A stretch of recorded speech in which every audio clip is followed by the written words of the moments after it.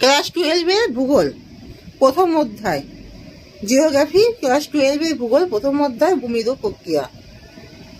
অন্তর্জাত প্রক্রিয়ার ফল অন্তর্গত হলো ভূমি পর্যায়।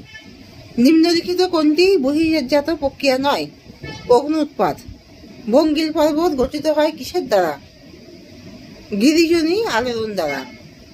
রাসায়নিক আবহবিকারের প্রাধান্য দেখা যায় আর্দ্র জলবায়ুতে। অবরোহণ বলতে সাধারণত বোঝায় নদীর অবরোহণ ও আরোহণের সম্মিলিত ফল হল পর্যায়ন। রাসায়নিক আবহবিকার অধিক লক্ষ্য করা যায় নিরক্ষীয় জলবায়ুতে।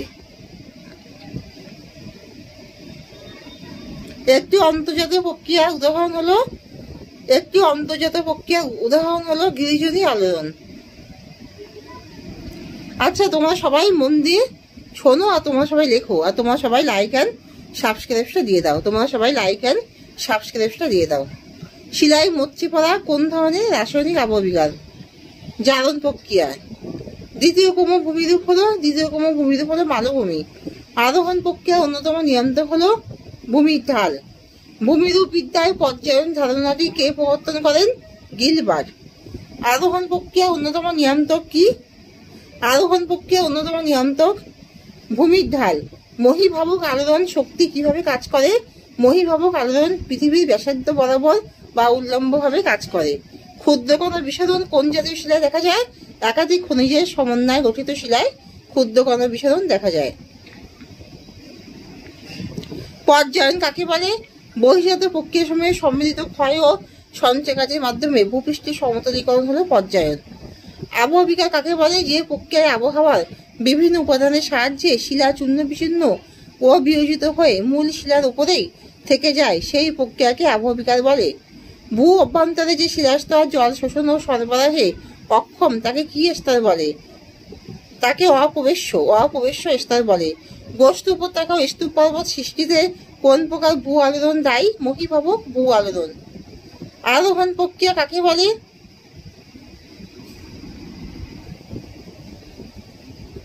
যে প্রক্রিয়া দ্বারা ভূপৃষ্ঠের উচ্চতা বৃদ্ধি পায় তাকে আরোহণ প্রক্রিয়া বলে। জৈবিক অস্ত্রের মাধ্যমে ব্যাসাল্ট শিলার বিয়োজন ঘটে কি ধরনের মৃত্তিকা তৈরি হয়? কৃষ্ণ মৃত্তিকা। চুনাপাথর গঠিত অঞ্চলে জলের দোবনকাতের ফলে ভূপৃষ্ঠে অসংখ্য ছোট গর্তের সৃষ্টি হয়। এদের সোয়ালো দন্তুসা ওকা অন্তুসা আকা লয়কা সোয়ালো বলে। এগুলি ফ্রান্সে সচ দন্তুসা সচ নামে পরিচিত। হিমাচল প্রদেশের মণিকরণের উষ্ণ প্রস্রবণ হলো একটি চ্যুতি চয়জফলা হস্য তয়হস্যি। ভারতে চুনাপাথর ক্ষয়ের ফলে গঠিত বিশিষ্ট ভূমিরূপ দেখা যায় উত্তরাখণ্ডের দেরাদুনে। কাস্ট অঞ্চলে উভালা হস্য ভয়াকা লয়াকা উভালা অপেক্ষা বিশালাকার গর্তকে বলে পলজে পয়কা লয়া বৈকেচয়কা।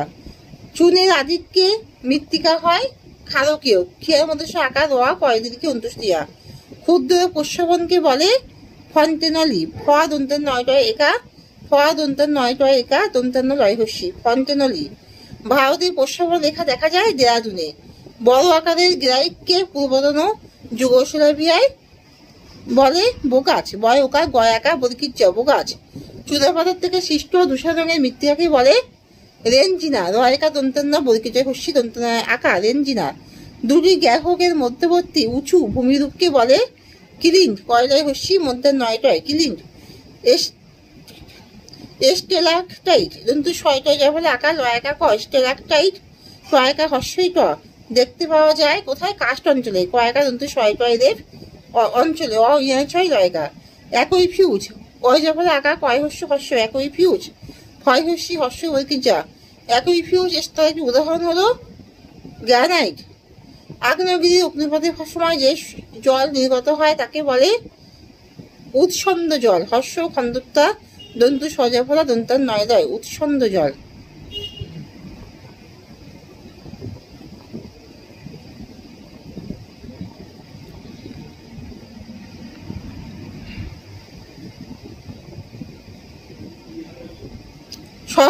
সহজাত জলের অপর নাম কি?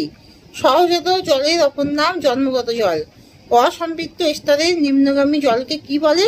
অসম্পৃক্ত স্তরের নিম্নগামী জলকে ভাদোষ ভয়াকা ভয় আঁকা দয়কা দন্তুস্বা ভাদস জল বলে। কদম পাত্র, কদম পাত্র কাকে বলে? যে উষ্ণ প্রস্রবণ দিয়ে কাদা জলের মিশ্রণ বের হয় তাকে কদম পাত্র বলে। পুনর পয়কা দন্তান্ন র, পুনর কি? ভূপৃষ্ঠের চিরপ্রবাহী নদী যে পথ দিয়ে অভ্যন্তরে পৌঁছায়। ভূপৃষ্ঠের চিরপ্রবাহী নদী যে পথ দিয়ে অভ্যন্তরে পৌঁছায় সেই সুরঙ্গ পথটি হলো পুনর পয়কা দন্তান্ন র। হেলিকটাইট, হেলিক হয়কা লয়সী ক, হেলিকটাইট টয়কা হস্যই ট কি? চুনা পাথরের গুহার অভ্যন্তরে ক্যালসাইট কজপর আকার ল দন্তুষ আকার হস্যই ট। ক্যালসাইট তির্যকভাবে কমা পাশাপাশি পাকানো বা অন্যান্য আকৃতির গড়ে উঠলে তাকে হেলিকটাইট বলে। মিটিওরিক, মিটিওরিক ময়সী টয়সী ও রয়সী ক। মিটিওরিক জল কি? বৃষ্টিপাত তুষারপাতের জল ভূপৃষ্ঠের উপর দিয়ে প্রবাহিত হওয়ার সময় ভূ অভ্যন্তরে প্রবেশ করে ভৌম জলে পরিণত হয়, একে মিটিওরিক জল বলে। আবদ্ধ জলাধার কাকে বলে? আবদ্ধ জলাধার কিভাবে তৈরি হয়? দুটি অপ্রবেশ্য শিলাস্তরের মাঝখানে একটি প্রবেশ্য শিলাস্তর অবস্থান করলে ও তার উপরিভাগ উন্মুক্ত অবস্থা থাকলে আবদ্ধ জলাধার তৈরি হয়। একই ভার কি? অজফল আঁকা কয়হস্য হস্য একই ফয়কার। একই ভার কি? ভূপৃষ্ঠের নিচে প্রবেশ্য শিলাস্তরের পর অপ্রবেশ্য শিলাস্তর অবস্থান করলে জল চুয়ে প্রবেশ্য শিলাস্তরে সঞ্চিত হয়। এই সঞ্চিত জলকে একই ফার। অজফল আঁকা কয়হস্য হস্য একই ফয়কার একই ফার বলে। আবদ্ধ একই ফার কি? যে একই ফারের উপরে ও নিচে অপ্রবেশ্য শিলাস্তর থাকে এবং দুই প্রান্ত উন্মুক্ত থাকে। যে একই ফারের উপরে ও নিচে অপ্রবেশ্য শিলাস্তর থাকে এবং দুই প্রান্ত উন্মুক্ত থাকে তাকে আবদ্ধ একই ফার বলে। যেমন আর্টেজিও কূপ তৈরি হয়। ভ্যালি অফ গেইজার্স, ভ্যালি অফ গেজার্স কোথায় দেখা যায়?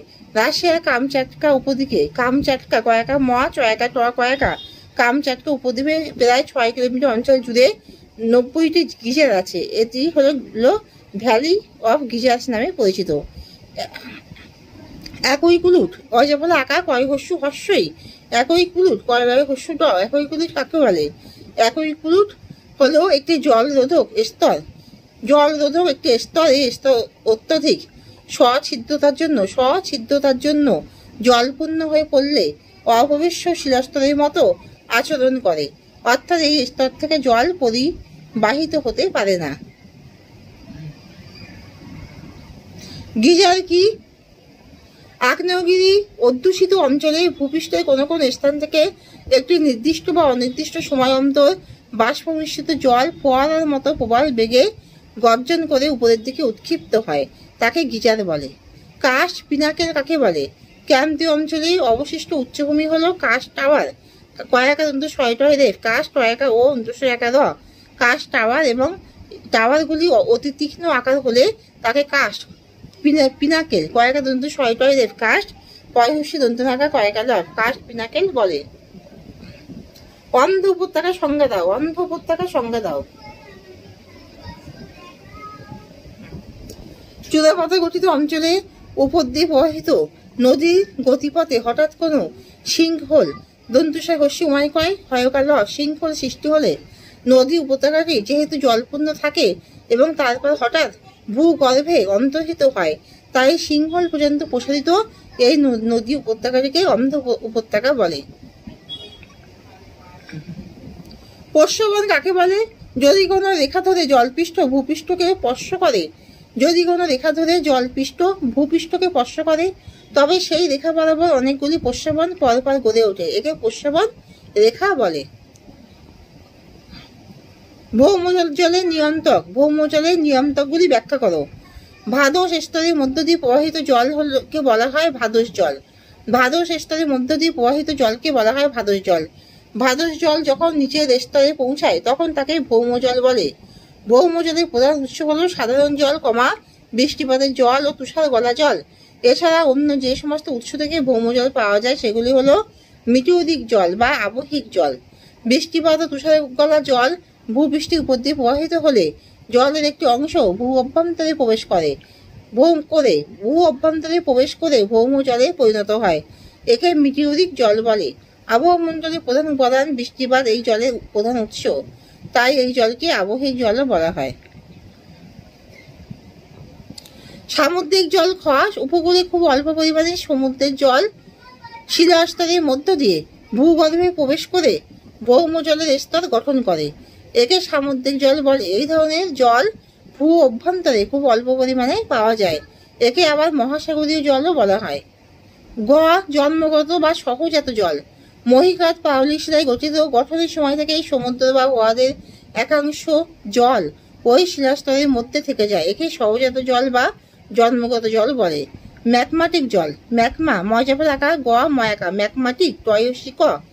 ম্যাগমাটিক জল অগ্নুৎপাতের সময় ভূগর্ভ থেকে যে খনিজ মিশ্রিত উত্তপ্ত জল বেরিয়ে আসে তাকে ম্যাগমাটিক জল বলে। এই জল ভূগর্ভ থেকে প্রথমে ভূপৃষ্ঠে উৎসারিত হয়, তাই একে উৎসন্দ হর্ষ খন্দতা দন্ত সয়জাফলা দন্ত নয়দয় উৎসন্দ জলও বলে। উৎসন্দ অর্থ হলো সমান উত্থান এবং ছন্দ মানে গমন। প্রস্রবণের শ্রেণী বিভাগ করে সংক্ষেপে আলোচনা করো। প্রকৃতি অনুযায়ী প্রস্রবণের শ্রেণী বিভাগ। জলের উপাদান, এর উষ্ণতা, স্থায়িত্ব প্রভৃতি প্রকৃতি অনুযায়ী প্রস্রবণকে নানা ভাগে ভাগ করা যায়। এর স্থায়িত্ব অনুসারে 1 নম্বর, এর স্থায়িত্ব অনুসারে প্রস্রবণকে 2 ভাগে ভাগ করা যায়। যেমন ক অবিরাম প্রস্রবণ। সারা বছর যে প্রস্রবণ থেকে নিয়মিতভাবে ভূগর্ভস্থ জল বেরিয়ে আসে তাকে অবিরাম প্রস্রবণ বলে। খ হলো সবিরাম প্রস্রবণ। শুধুমাত্র বর্ষা বা আর্দ্র ঋতুতে যেসব প্রস্রবণ থেকে জল নির্গত হয় অন্য সময় প্রস্রবণ শুকিয়ে যায় তাকে সবিরাম প্রস্রবণ বলে। উষ্ণতা অনুযায়ী প্রস্রবণকে 3 ভাগে ভাগ করা যায়, যথা ক হলো উষ্ণ প্রস্রবণ। ভৌম জল অনেক গভীরে পৌঁছালে ভূগর্ভের তাপে তা উত্তপ্ত হয়। এই উষ্ণতা প্রায় 90 ডিগ্রি, এই উষ্ণ জল প্রায় 90 ডিগ্রি না 98 ডিগ্রি 98 ডিগ্রি কম থাকে। ভূপৃষ্ঠে কোনো ছিদ্র বা ফাটল দিয়ে নির্গত হয়। এই জলধারাকে উষ্ণ প্রস্রবণ বলা হয়। যেমন পশ্চিমবঙ্গের বক্রেশ্বর। খ হলো গিজার ও গাইজার গয়কা হর্ষে বর্গীজয়কার গিজার ও গাইজার। অনেক সময় উষ্ণ প্রস্রবণের জল ও বাষ্প নিয়মিতভাবে কিছুক্ষণ পর পর স্তম্ভাকারে ওপর দিয়ে প্রবল বেগে উৎক্ষিপ্ত হয়। একে গিজার বলে। যেমন আমেরিকা যুক্তরাষ্ট্রের ইউলোস্টোন লয়কা দন্ত শয়টয়কা দন্তান্ন ইউলোস্টোন হর্ষ লয়কা দন্ত শয়টয়কা দন্তান্ন ইউলোস্টোন পার্কের ওল্ড ফেথফুল গিজার। শীতল প্রস্রবণ। গ অনেক সময় যে প্রস্রবণ থেকে শীতল জল নির্গত হয় তাকে শীতল প্রস্রবণ বলে। উত্তরাখণ্ডের দেরাদুনের কাছে সহস্র ধারা প্রস্রবণটি শীতল প্রস্রবণের উদাহরণ। 3 নম্বরে খনিজ উপাদান অনুসারে এটি 2 ভাগে ভাগ করা যায়। ক খনিজ প্রস্রবণ। অনেক প্রস্রবণের জলে প্রচুর পরিমাণে খনিজ পদার্থ যেমন লবণ, লোহা যৌগ, সালফার যৌগ ইত্যাদি দ্রবীভূত থাকে। এদের খনিজ প্রস্রবণ বলে। যেমন বক্রেশ্বর বা রাজগীরের প্রস্রবণ হলো খনিজ প্রস্রবণ।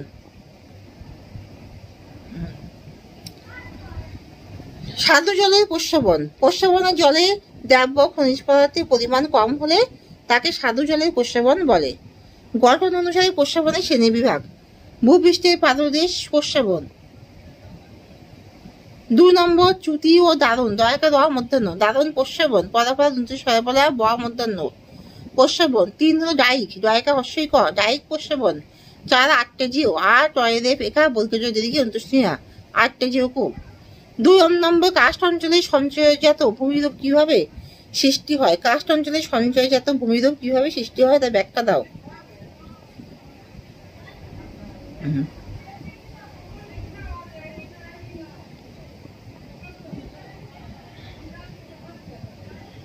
কাস্ট অঞ্চলে ভৌম জলের সঞ্চয় কার্যের ফলে বিভিন্ন শ্রেণীর ভূমিরূপ গড়ে ওঠে। যেমন সঞ্চয় কার্যের ফলে সৃষ্ট ভূমিরূপ স্টেলাকটাইট দন্তু শয়টয় যখন আকার লয়কা ক স্টেলাকটাইট টয়কা হর্ষইট। চুনাপাথরযুক্ত কাস্ট অঞ্চলে ভূপৃষ্ঠের উপর দিয়ে প্রভাবিত হয়ে জল চুনাপাথরকে দ্রবীভূত করে এবং চুন মিশ্রিত ওই জল গুহার ছাদ ও দেওয়ালের অসংখ্য ফাটল ও দারুণের দয়কা র মধ্যাহ্নয়কা র দারুণের মধ্য দিয়ে চুয়ে নিচে নেমে আসে। একে স্টেলাকটাইট বলে। দন্তু শয়টয় বলে আকার লয়কা ক স্টেলাক টয়কা হর্ষইট স্টেলাকটাইট বলে। 2 নম্বর স্টেলাকমাইট। দন্তু ছয়টা যার ফলে আকার লয়াকার গ স্টেরাক ময়াকা হর্ষই ট স্টেরাকমাইট। কাস্ট অঞ্চলের গুহার ছাদ থেকে চুনের ফোঁটায় মেঝেতে পড়ে জমা হয়, ফলে চুনের অপেক্ষাকৃত মোটা স্তম্ভ উপরের দিকে বাড়তে থাকে, একে স্টেরাকমাইট বলে। 3 নম্বরে হেলিকটাইট, হয়কা লয় হর্ষই ক হেলিক টয়কা হর্ষই ট হেলিকটাইট। চুনের পাথরের গুহার মধ্যে বহু অস্বাভাবিক আকৃতি ও ভঙ্গির মূর্তি গড়ে ওঠে। এর ফলে দ্রবীভূত চুনের মূর্তির উপরে কমা নিচে এবং পার্শ্ব বরাবর তির্যকভাবে অথবা বক্রভাবে বৃদ্ধি পেতে থাকে। এর ফলে দ্রবীভূত চুনের মূর্তি উপরে কমা নিচে এবং পার্শ্ব বরাবর তির্যকভাবে অথবা বক্রভাবে বৃদ্ধি পেতে থাকে, একে হেলিকটাইট বলে। এই স্তম্ভ বা পিলার চুনাপাথরযুক্ত কাস্ট অঞ্চলে উপর থেকে নিচে নামতে থাকা স্টেলাকটাইট এবং নিচে অর্থাৎ গুহার মেঝে থেকে উপরের দিকে বাড়তে থাকা স্টেলাকমাইট দুটি পরস্পরের সঙ্গে মিলিত হয়ে একটি দণ্ডের মতো বা স্তম্ভের মতো হয়, একে স্তম্ভ বলে। উল্লিখিত ভূমিরূপগুলি ছাড়াও ডেপ বা কার্টেন, গোলবু লাইট, হেলিগমাইট, গয়লায়কা বয়হস্য গোলবু লয়কা হস্যই ট গোলবু লাইট, হেলিগমাইট হয়কা লয়হস্যি গ ময়কা হস্যই ট, এন অজাফলাকা দন্ত ন্যান থয়কা দয়কা হস্যই ট। অ্যান্থোডাইট হলো সঞ্চয় কাজের ফলে গঠিত ভূমিরূপ। 5 নম্বর কাস্ট অঞ্চলে সৃষ্ট সিংহল, ডোলাইন, পলজি এবং ডিপ স্টোন কি রূপে গঠিত হয় তা আলোচনা করো। সিংহল চুনাপাথর গঠিত অঞ্চলে জলের দোবন কার্যের ফলে যে গোলাকার স্থান সৃষ্টি হয় তাকে সিংহল বলে। ডোলাইন হলো সার্বিয়া শব্দ ডোলিনা থেকে ডোলাইন শব্দটি এসেছে। এর অর্থ হলো ভূ দৃশ্যের মধ্যে এক অবনমন। চুনাপাথর গঠিত অঞ্চলে দোবন ও ক্ষয়কার্যের ফলে ফাটল আকৃতির সোয়ালো হোলগুলি ক্রমশ আয়তনে বেড়ে যে বৃহৎ আকৃতির গর্তের সৃষ্টি হয় তাদের ডোলাইন বলে। পলজি চুনাপাথর গঠিত অঞ্চলে দোবন ও ক্ষয়কার্যের ফলে সৃষ্ট বৃহৎ আকৃতির ইউভালাগুলিকে বয়াকা লয়াকা ইউভালাগুলিকে বলা হয় পলজি। যেমন পূর্বতন যুগোস্লাভিয়ার লিভনো লয়হস্যি ভয়কা দন্তনৌকা, লিভনো হলো পৃথিবীর বিখ্যাত পলজি।